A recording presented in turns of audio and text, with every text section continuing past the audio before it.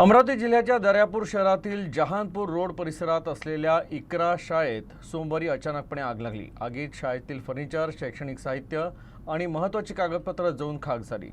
मात्र सुदैवानं या घटनेत कोणतीही जीवहानी झाली नाही। अमरावती जिल्ह्यातील दर्यापूर शहरातील जहानपूर रोड परिसरात असलेल्या इकरा शाळेत सोमवारी अचानकपणे आग लागली। घटनेची माहिती मिळताच परिसरातील नागरिकांनी मोठी गर्दी केली, त्यामुळे काही वेळ भीतीचं वातावरण निर्माण झालं होतं। प्राथमिक माहितीनुसार शॉर्ट सर्किटमुळे ही आग लागली असावी असा अंदाज व्यक्त करण्यात येत आहे। तर आग लागल्यानंतर शाळेतील वर्गखोल्यांमध्ये ठेवलेलं फर्निचर, शैक्षणिक साहित्य, महत्त्वाची कागदपत्र आणि इतर साहित्य मोठ्या प्रमाणात जळून खाक झालं। आग वेगानं पसरत असल्याचं लक्षात येताच स्थानिक नागरिकांनी तत्काळ मदतीसाठी धाव घेत अग्निशमन दलाला माहिती दिली। घटनास्थळी दाखल झालेल्या अग्निशमन दलाच्या कर्मचाऱ्यांनी शर्थीचे प्रयत्न करून आग आटोक्यात आणली। आग विझवण्यासाठी काही वेळ प्रयत्न सुरू होते। सुदैवाने या घटनेत कुणीही जखमी अथवा जीवहानी झाली नाही।